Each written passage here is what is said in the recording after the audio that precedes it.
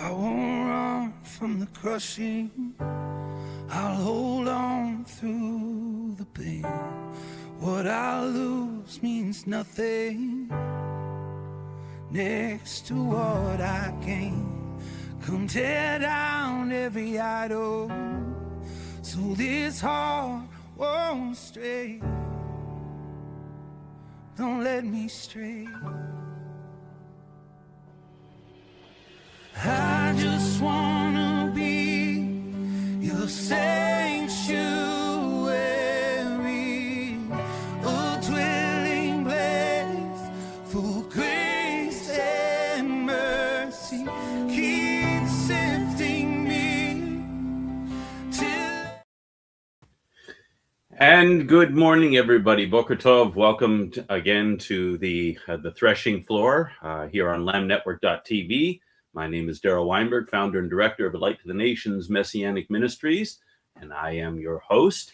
And today I have a very special guest that is joining us, a good friend of mine who I met while I was in Uganda, and we immediately hit it off and had some wonderful conversations while we were there and continue to do so ever since I've gotten back. I would like to welcome Nathan Kiwere. Nathan is an author. He is a publisher. He is also the manager of a Christian TV station. And, in between there, somehow he manages a family with 5 children. So he's certainly got his hands full. Nathan, welcome to the show. Thank you. Thank you so much, Rabbi. So glad to be here on this show for the first time. It and is good happy to have see you again. Yes, indeed. Thank you so much. So before we get into our discussion today, because you and I have collaborated on my book, and I know that you are looking to help us promote it. For those of you who don't know, the red mark on God's forehead, explaining the ways of God more accurately to his people. And we just, the world just celebrated Christmas this past week. So that is what we are discussing. And, but, maybe you can give us a bit of background on who you are and why this project interests you. I mean, it's not as if you don't have other things to do. So what is it about what we've been talking about in the book that makes you say, people really need to hear about this? All right. Thank you once again, Rabbi, for inviting me on this show. Yes, and yes, I'm Nathan, as you already said. I'm a writer in my own right. I'm also a consultant writer in the sense that I write for other people who have projects they want to communicate through publishing, but maybe they unable to do so for whatever reason. And I'm based here in Kampala, Uganda. Yeah, I'm very passionate about the subject of Christianity, spirituality, but also Israel in general, because apart from being a practicing Christian, I also I've happened to be privy to information about Israel. We have a movement in Uganda called the Intercessors for Christ, and we also have Christians for Israel. If I hope I've said it correctly.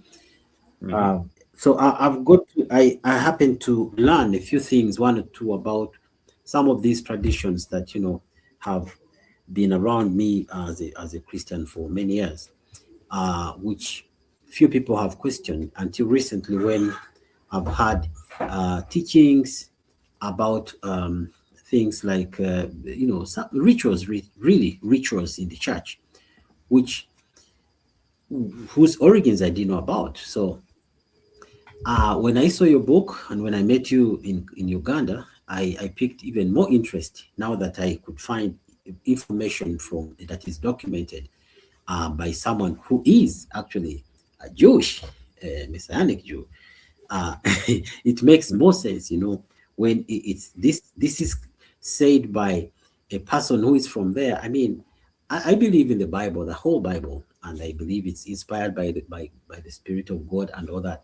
But in the Bible, while I believe everything in the Bible, when it is the voice of Christ, like God speaking, or and then Jesus said this, I tend to pay even more attention because yes, not that I don't believe in Paul or the other writers, apostles, or Old Testament writers, but when Jesus speaks, it resonates even more with me because this is now the voice of God. So yeah, I was excited. A matter of fact, I'm still reading your book, and it is really, really informative for any Christian.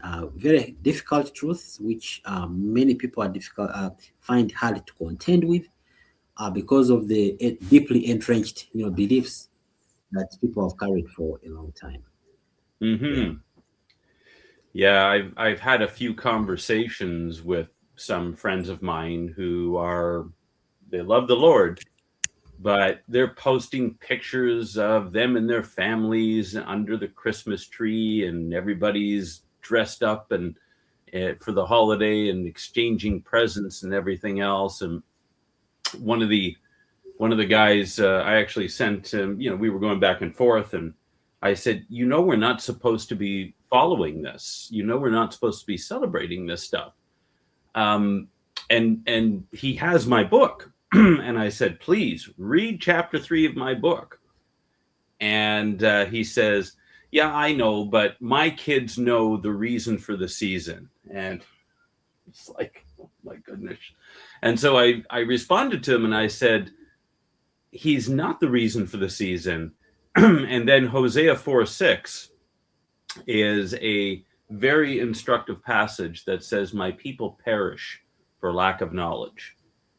And for those who are doing the things that they're not supposed to, that God clearly forbade in his word, for some people, it's leading to perishing. We have a friend of ours who she's a Jewish believer, but doesn't really value her Jewish heritage and background. And she is a very Christian cultured person and embraces all. And so she and her husband, they got this Christmas tree, and it was from the Lions Club, which, makes it worse because the Lions Club is a feeder organization for Freemasonry.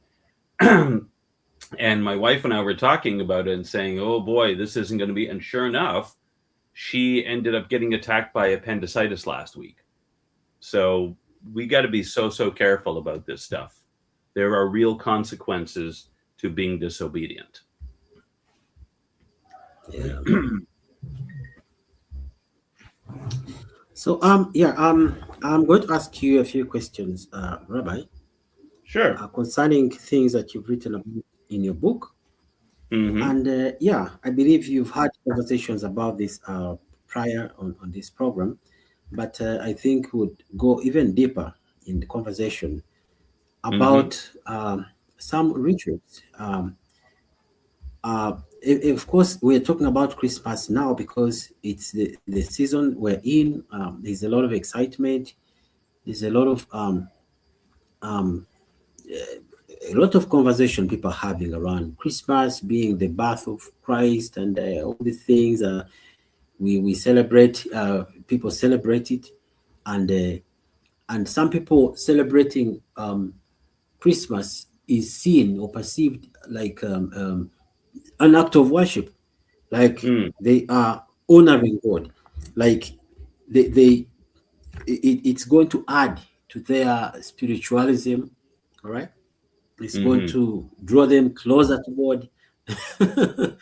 Even those who haven't gone to church since beginning of the year find time to go to church on Sunday in order to maybe take away the guilt. I don't know, but I think there's a lot of information that needs to be shared about the truth about Christmas.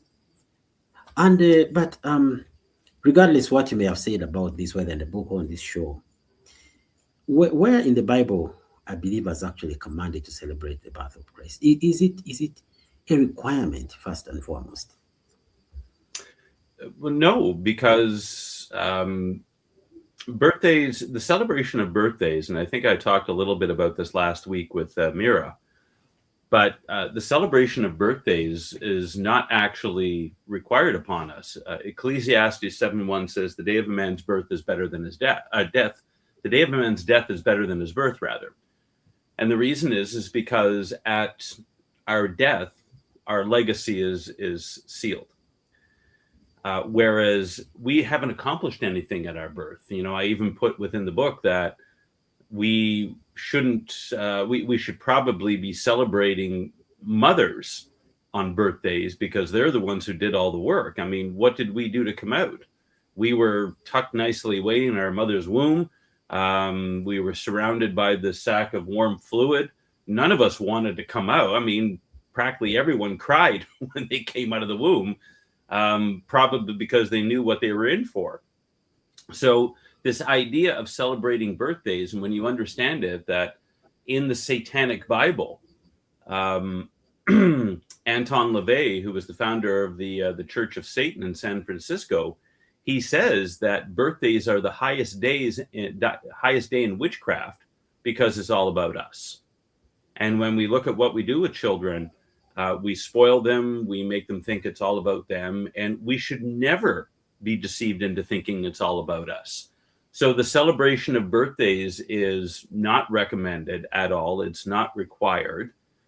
And, you know, if you look at the 3 times in the Bible where birthdays are actually mentioned, you have Pharaoh when Joseph was in prison. You have in the book of Job, where all of his children were celebrating on their day. And then you have King Herod. In all 3 instances where birthdays are mentioned in the Bible, someone dies. So it's not something that God requires of us. And to then attach the celebration of Yeshua onto what is essentially a pagan tradition. I mean, why do they bring the gifts? The gifts were brought because it was an act of worship. When the wise men came, they bowed down and they gave these gifts to Yeshua, the gold, the frankincense, and the myrrh, and who else knows what else they brought, because it was an act of worship. So God doesn't want us to be celebrating those things for the Lord, and he doesn't want us to be celebrating those things for ourselves. So even in our home, we don't really make a big deal about birthdays. We acknowledge it. We pray, giving God thanks that, you know, this is the day that we came into the world and we lay claim to our destiny and things like that. But we're not making a whole big deal as if, you know, it's something important to celebrate. So no, we're not supposed to celebrate the birth of Yeshua. And that's the very reason why God didn't tell us what day he was born. Now we can guesstimate, you know, through research and based on when John the Baptist was born and everything else. But the most likely explanation is he was born around the Feast of Tabernacles. And the theme of that is God is with us. So that would make sense. But we're not told to celebrate it. We don't have a specific date.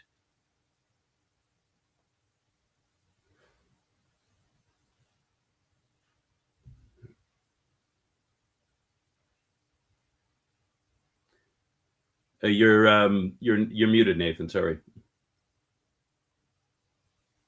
I was saying, could there be a reason why the specific date of Christ's birth is actually not mentioned in the Bible at all?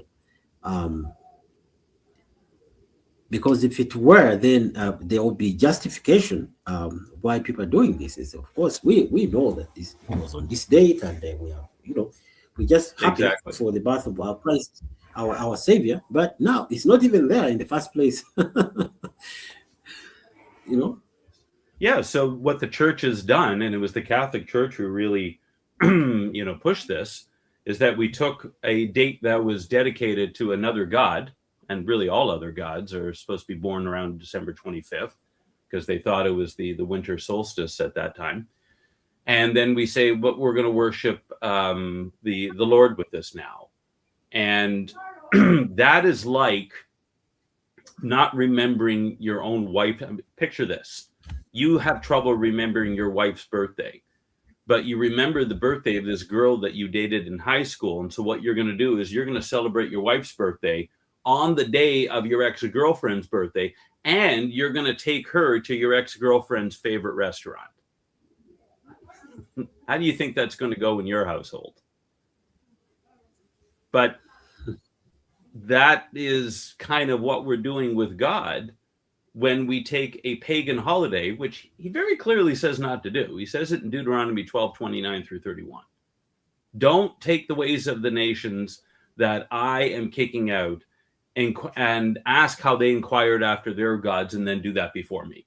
He says, don't do that. And yet that's exactly what we've done with Christmas. We'll talk about this, later on with Easter, the same thing. Pagan holidays that we have attempted to Christianize, and then we put it before the Lord, and then we expect him to accept it.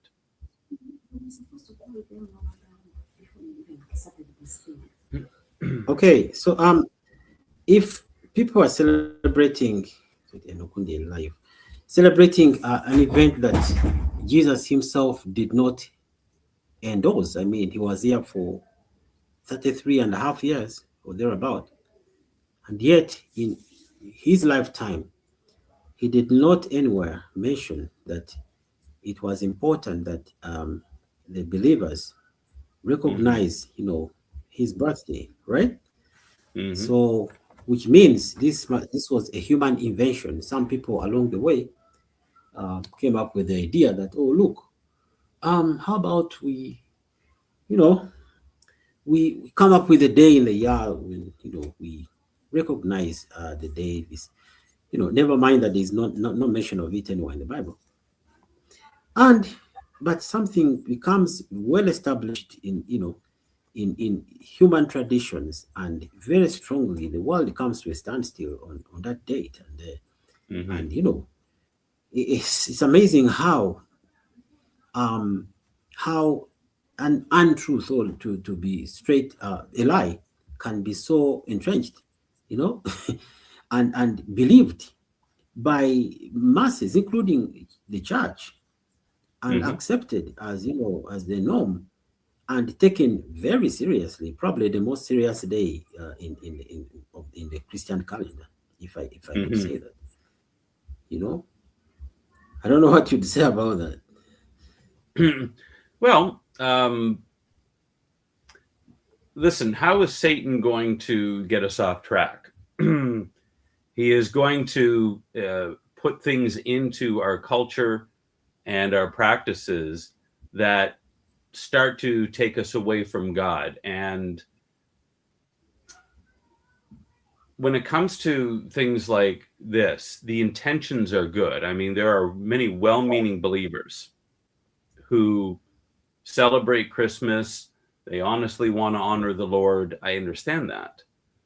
But what it comes down to is it's not what it means to us, and it's not what we want to do. If we're worshiping God, then we have to do it his way. And when we've got people who are lighting birthday cakes and candles and saying, "Happy birthday, Jesus," when that whole thing, I mean, the birthday cake that was the moon cake, the cakes to the moon god Artemis. I mean, all of these different things. The question we should be asking is not what does it mean to me and how do I feel about it, but how does God feel about it? And even if you go back a couple of 100 years with the United States, Christmas was not practiced at all. Charles Spurgeon, he very clearly said that this is the Catholic thing and we will have nothing to do with it. I mean, it was 200 years ago. But it was the Freemasons that really brought the celebration of Christmas over from Europe to the United States. And there was this eventual introduction to it. People didn't want to be left out because, hey, who doesn't want to get gifts? I mean, we all love getting gifts, don't we? And so it was a very subtle practice, and allowed us to put our guard down. And what happened was Satan got in the door And now you have this craziness. But we also have to understand, Nathan, that behind things like this, there is a spirit. There is unquestionably a spirit of Christmas. There's a spirit behind most things. I mean, you and I even talked about when we were together in Uganda. There's a spirit behind the bodabodas, the motorcycles that drive all over Uganda. And I mean, I think Uganda might be the only country in all of Africa that allows that kind of craziness, where you've got thousands and thousands of motorcycles driving every which way, and they don't obey the traffic laws. Well, there's a spirit behind that. And when it comes to Christmas or Easter or Valentine's Day or any other holidays, there's a spirit behind that that entraps us. And as soon as we start opening the door to it, we open the door to the influence of that spirit that will take us further down the road of error. Let's talk briefly about Christianizing paganism. What does Scripture say about borrowing from pagan worship? Well, like I said, in Deuteronomy 12:29, actually, we can bring that up right here. I'll put it on screen.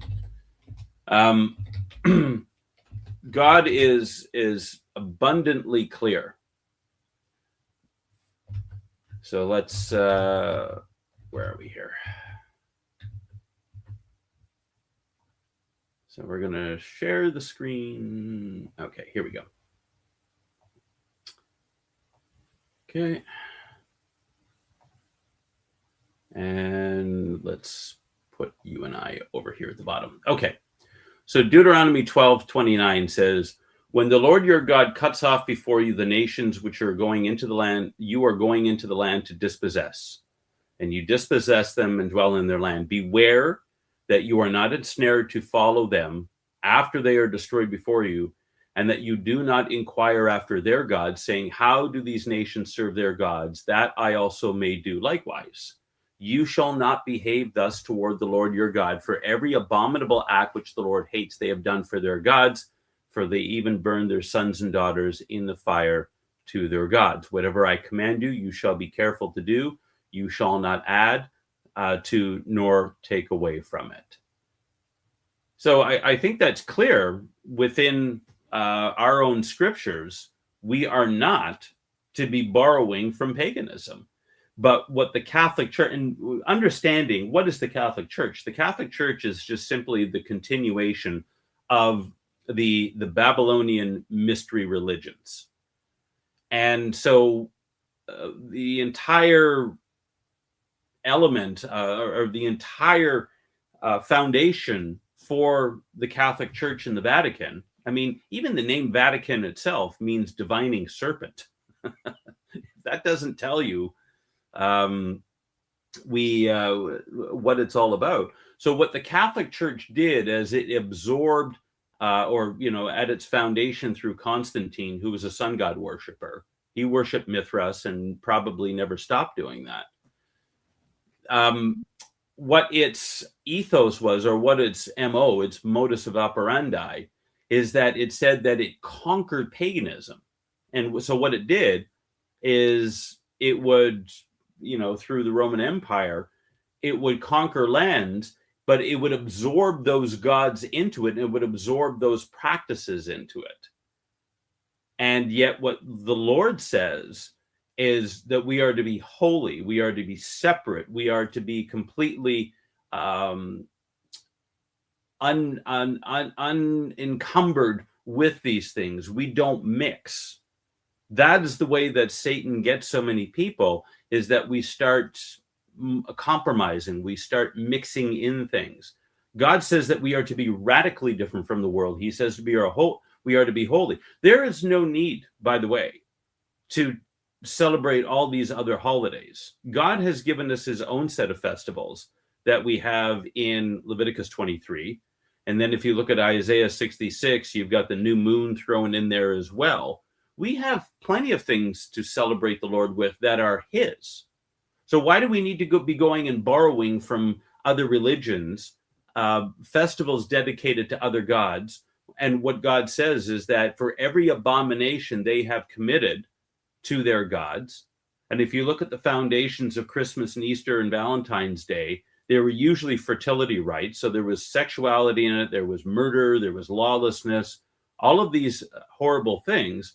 Why would we do that to God? Why would we say that we're going to borrow from the things that you hate and come and put that before you? It doesn't make any sense. But because there is such a strong spirit behind it and emotionalism, people get really upset when you tell them about these things because they want to hold on to their traditions even though they offend God.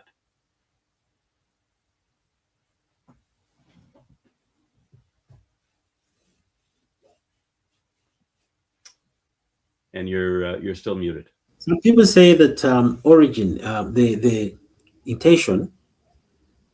Most people who you try to explain to the idea of Christmas will tell you that if the intention is not more than the origin, the intentionality is not so much, how the thing began, but the idea that, this is something associated with the Savior, Yeshua, and whether it came from whatever intention these people that started it in the pagan origins intended is immaterial right now. What matters now is a new understanding that this is coming from a pure heart. We are just trying to recognize, that our Savior, first of all, was born. That is undeniable.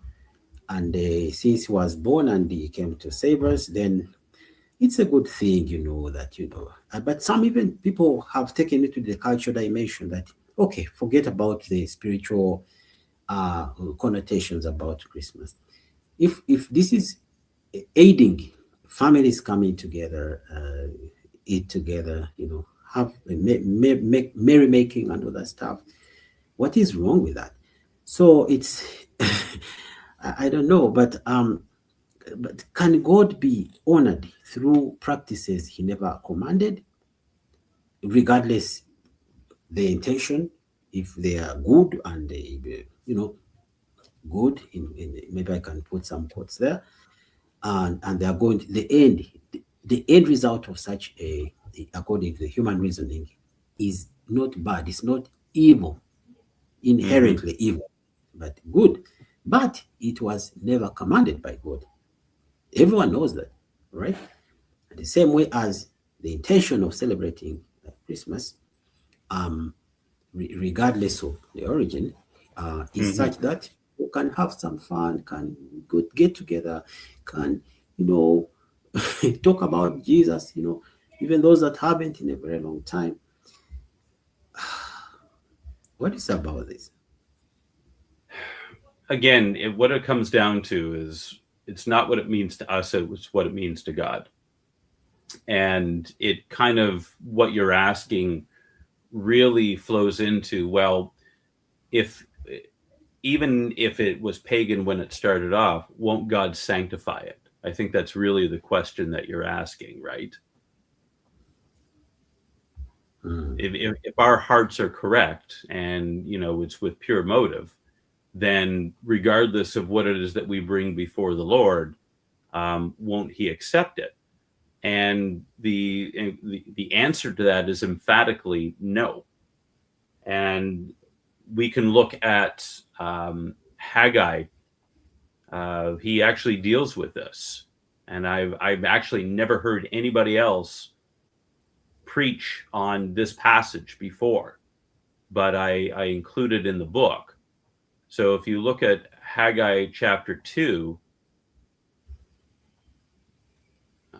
here we go. Okay. Haggai 2, verse 11. Thus says the Lord of hosts, ask now the priest for a ruling. If a man carries holy meat in the fold of his garment and touches bread with this fold or cooked food, wine, oil, or any other food, will it become holy? And the priest answered, no. Then Haggai said, if one who is unclean from a corpse touch any of these, will they become unclean? And the priest answered, it will become unclean. And then Haggai said, so is this people, and so is this nation before me, declares the Lord. And so is every work of their hands, and what they offer there is unclean. So what he is saying is the holy cannot sanctify the defiled, but the unholy will defile the holy. So if we are bringing something that is defiled before the Lord, he's not going to sanctify it. There's only one thing in all of creation that God sanctifies and redeems, and that is us. Because we were originally created, the whole idea of redemption is purchasing back. So when we say that we are redeemed by the blood of the Lamb, Paul talks about that in Galatians. When we are redeemed by the blood, it means that we are purchased back. It means that we would have had to have belonged to the Lord to begin with, and we were created in his image. When it comes to these holidays, though, no, there's nothing that there's nothing about it that is pleasing to God. You cannot take something that was created for another God, and then put it before him and have him say, okay, now I'm going to accept it. He won't do that because it never belonged to him to begin with. And we have to be very careful about what we put before the Lord. One of the big problems we have within Christianity today is everybody thinks that God is so delighted when they show up that he's just willing to accept us any old way we are. And that's very dangerous, and that's very insulting to God because he is holy. I mean, if he's going to be standing here on the earth, and when he does come to rule and reign from Jerusalem, he'll be in the temple. Do you think we're just going to be prancing in there and sashaying in whatever fashion we want with rebellion in our heart and things like that? No. I mean, when people went to worship the Lord in the old covenant times, and they went to the temple, you went into the outer court. What was the very first thing that you saw? It was the altar. Before you even got into, you saw the altar first. And so what does that mean? In order to come and worship God, the very first thing that you dealt with is that someone had to die for you to be there. God takes sin very seriously. And when you have a sinful practice, such as Christmas, with cessation of law, you have sexual immorality, you have human sacrifice, you have a dedication to other gods. When you have all of those things, you think that God is going to be pleased with this just because we want to make it something different? No. That's offensive to God, and it puts the emphasis on our emotions and what we feel about it as opposed to what he feels about it. And we do ourselves no favors when we take that attitude toward God with anything. It's not just Christmas. You start going through the rest of the book on many of the other practices, and I mean, there are a whole bunch that I didn't even touch. But it's not up to us to determine what's good and what's pleasing before the Lord. He's already told us that. We don't need to make anything else up, and we don't need to do spiritual gymnastics, which I've seen a lot of people do in order to justify whether Christmas is okay. Flat out, Christmas is not okay. It's not for believers. We don't need pagan holidays to come worship before the Lord. He's got plenty of his own holidays, and maybe we should stick with that. And, if we were going to ask, but it's an opportunity to present Jesus.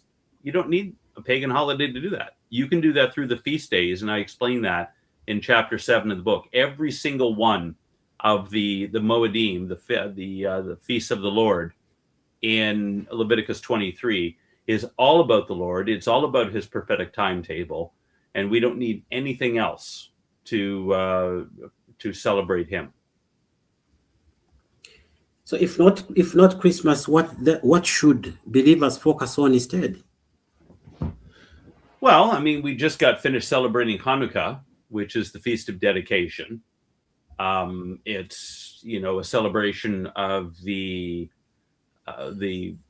the overthrow of the Syrian army under Antiochus Epiphanes. And even though it was an intertestamental event, it happened around 170 BCE.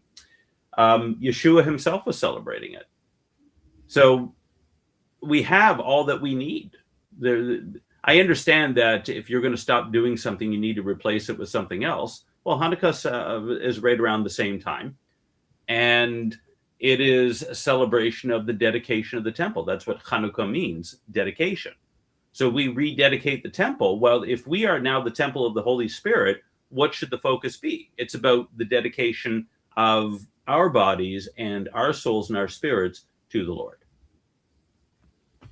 Yeah, but that kind of replacement would require a lot of reorientation of Christians about this whole thing, because some of the feasts that you talk about, very few people know about these things, like really, really few. And even if you explain some of this information to them, I don't know how many people would actually be inclined to say, okay, oh, here's the truth finally, wow.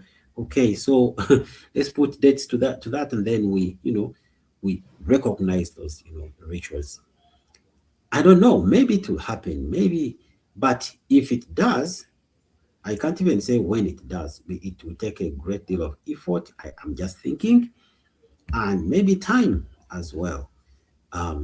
Because if you think about it, and the question maybe in what I'm saying here is that how do many believers, why do many believers rather resist re-examining Christmas?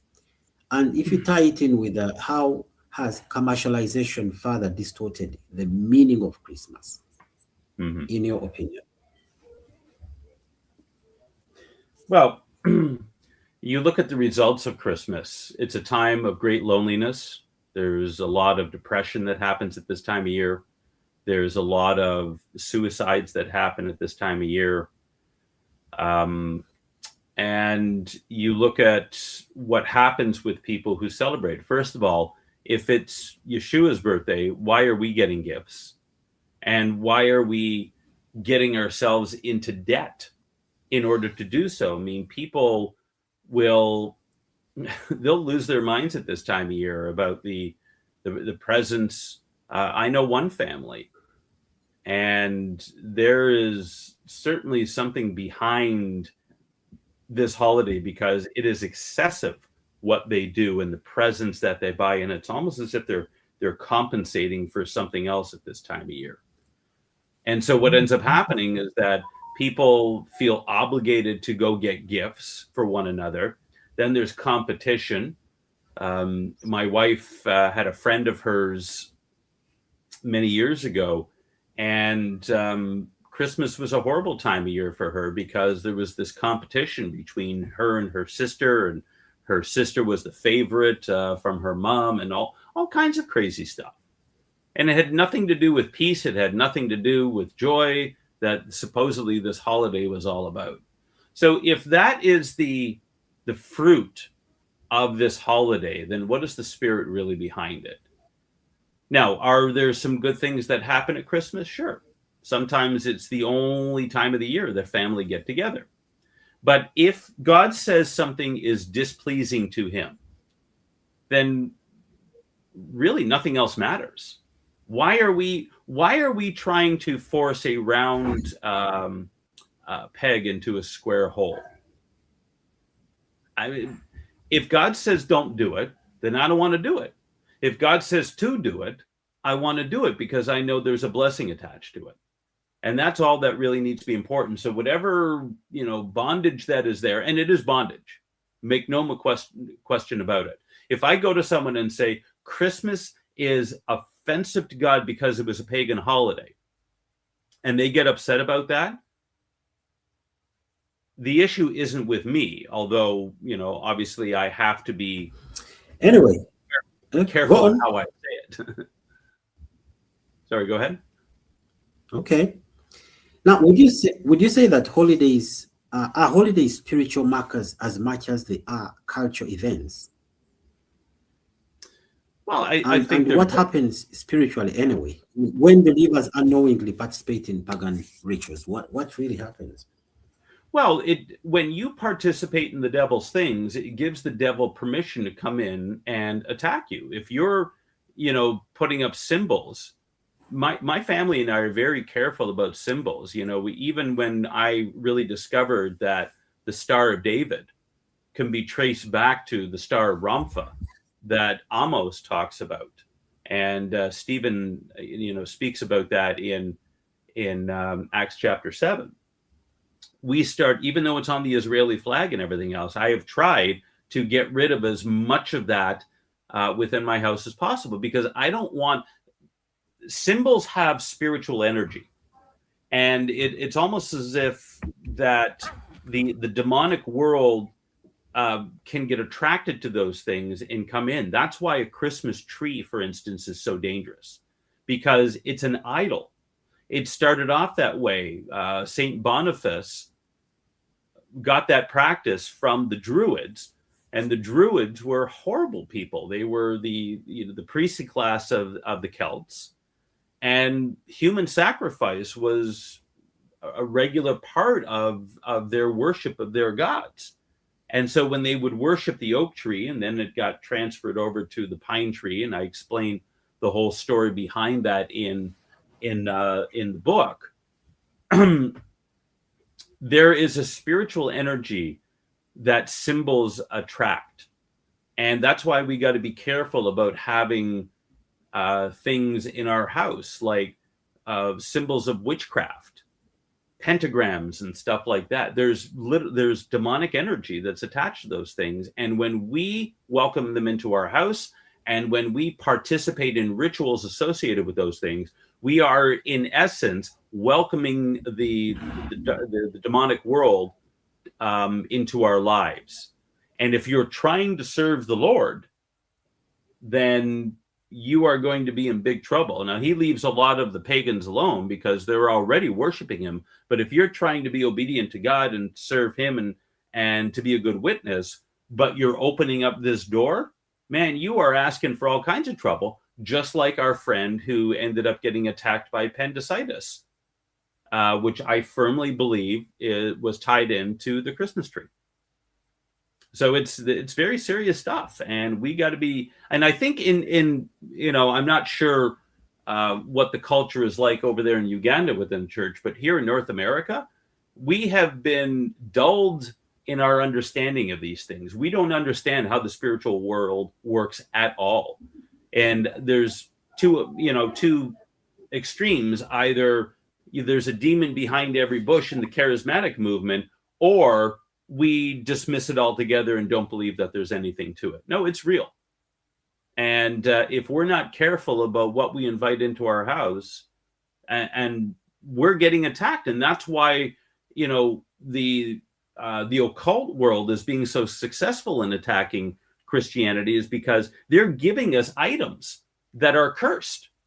And then when we accept those things, you can have someone give you a gift. We had friends of ours, for instance, who were Israeli when we used to live in Toronto, and they went to Israel, and they brought us back the what's called the Hamsa, and it's the hand upside down with the all-seeing eye in the middle.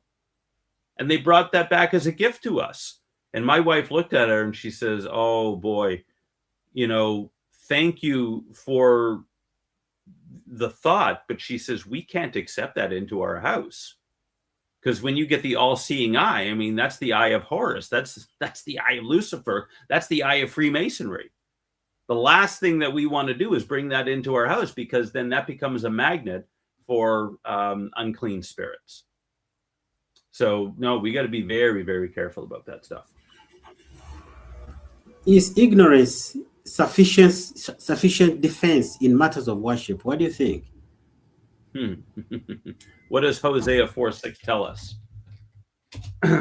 It says that my people are destroyed for lack of knowledge. I mean, what else do you have to say besides that? Because of our lack of understanding of things, we're being destroyed. Because ultimately, listen, Ecclesiastes chapter 3 tells us that God has placed eternity within our hearts. At some base level, we do understand these things. But because we've cast it away, we've said it's no longer important, we don't need to worry about these things. You look at the fruit within Christianity today, and that's really the whole premise of my book.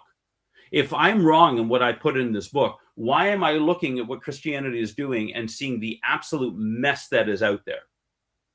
Thousands of denominations, tens of thousands of sub-denominations. You've got division everywhere. You have no power. You have no authority that the church is walking in.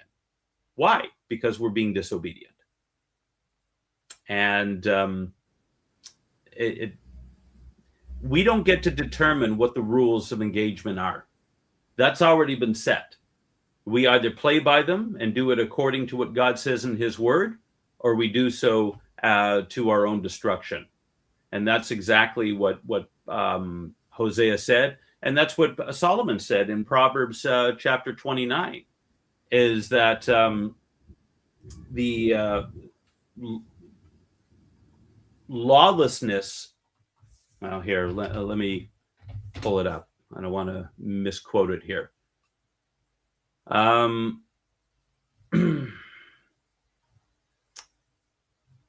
boy, where is it now?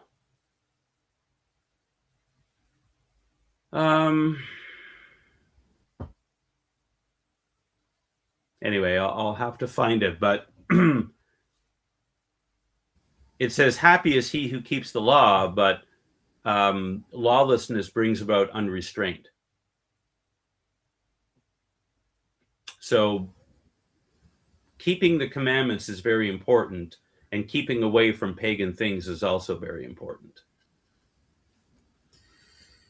So you've said all this stuff, and I'm just thinking, I'm reflecting on why do church leaders often avoid teaching on this subject?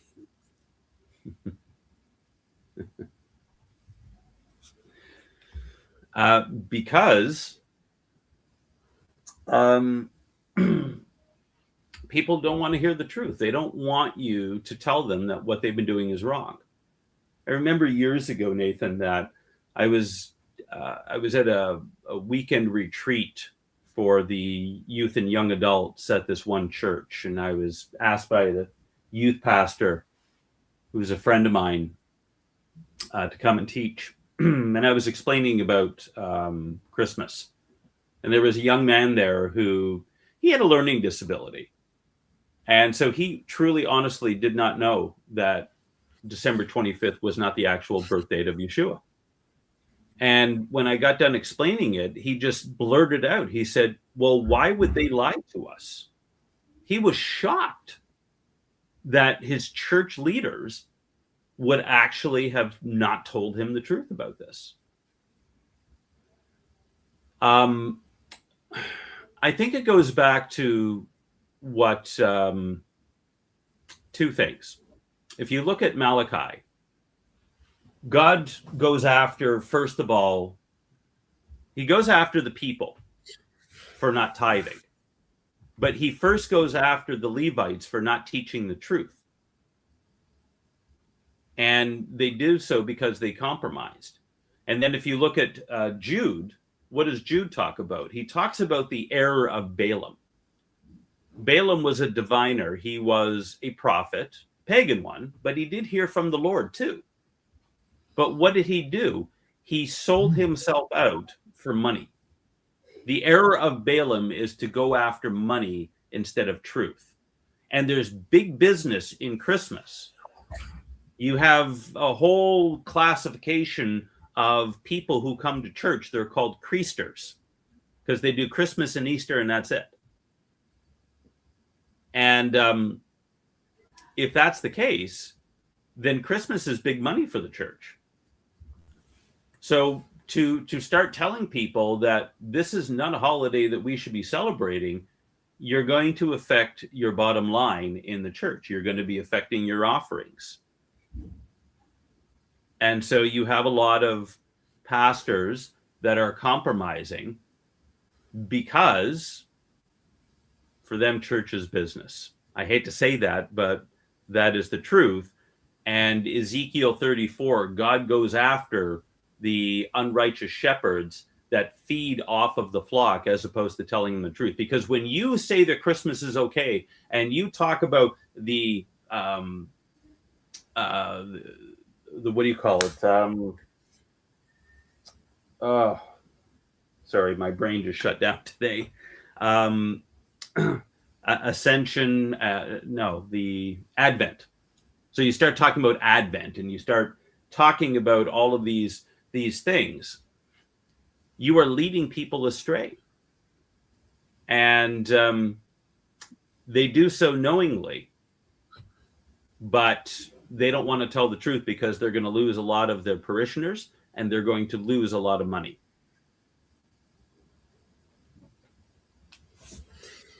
And so, from all that you've said, it turns out, and from what I know anyway, that this Christmas, Easter, and all these other holidays are basically they've come down to tradition, tradition that people observe. And so, from your understanding, what role does tradition play in shaping doctrine? This may not just apply to Christmas and Easter, but any other tradition for that matter can potentially influence, Christian doctrine the same way as these two major ones did. It means anytime someone can come up with something, craft it very well, and convince a critical mass, and before you know it, it becomes something that is established, So, well, yeah, absolutely. And, listen, L. Ron Hubbard, he said, if you want to make a lot of money, then start your own religion. And so that's exactly what he did. He started Scientology, which is based on Freemason foundations and, the whole alien deception and stuff like that. And who do you have? You have a lot of big Hollywood stars who were involved in that.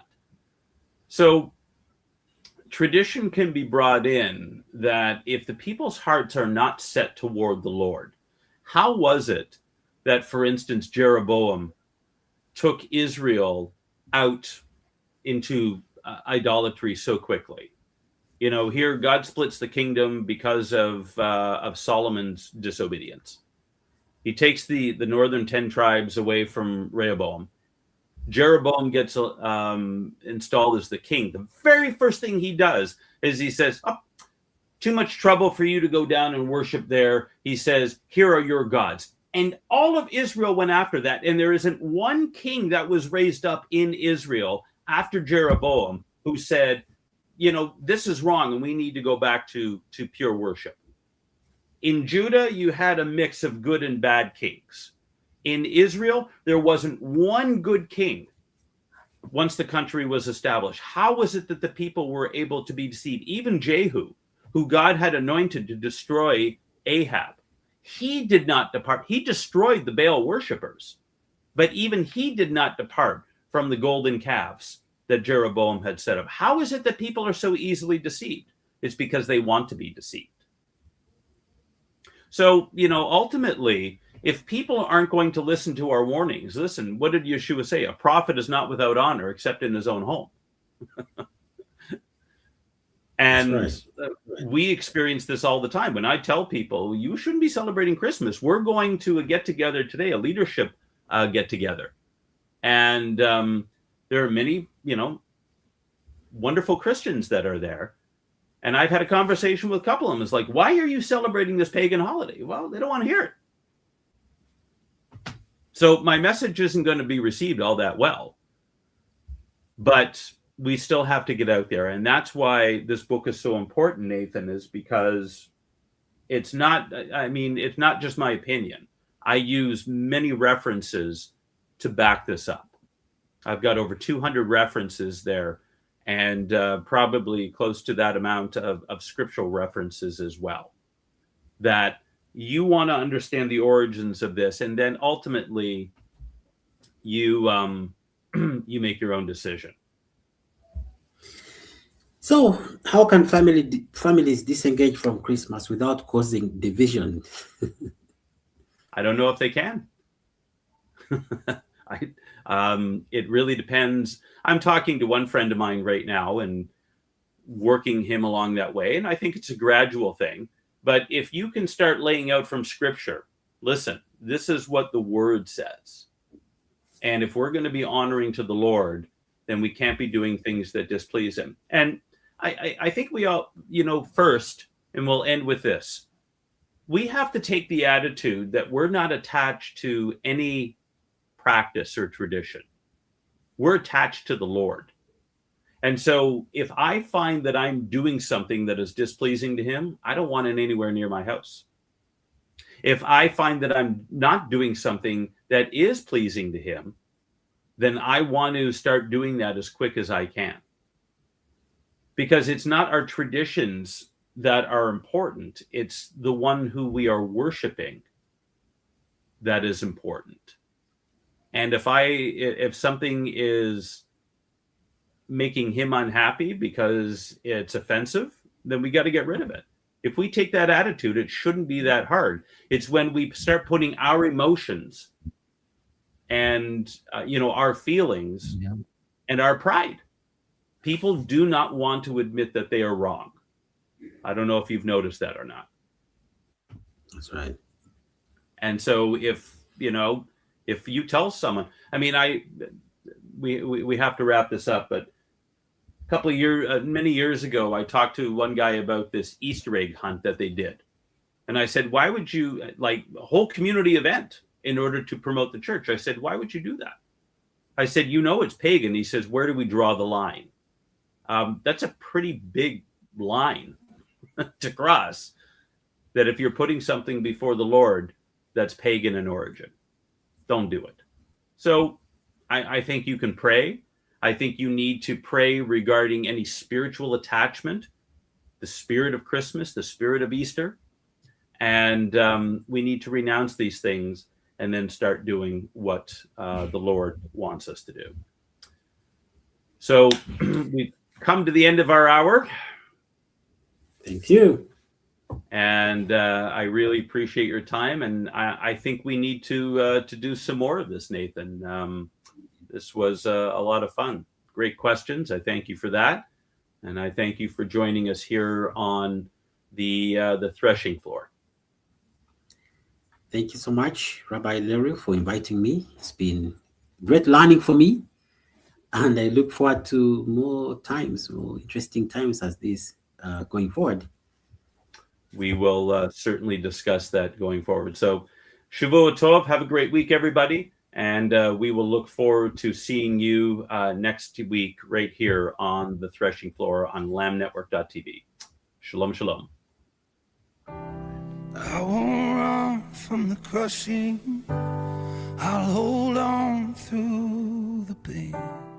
What I lose means nothing. If you missed today's show or want to watch it again, or want to tell someone where they can watch this episode, go to lamnetwork.tv, where you can find this show and all the other live Lamb Show archives in the on-demand section of the website. Thank you for watching, and don't forget to tell someone about the Messianic Lamb Network. I just wanna be your sanctuary,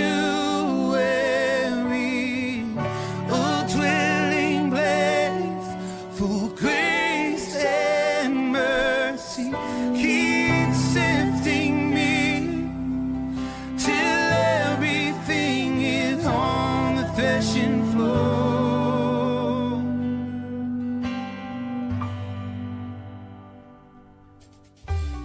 We are richly blessed to bring you what we believe is the fullest, most diverse, yet up-to-date progressive teachings, discussions, and prayer programming you can find anywhere on this planet.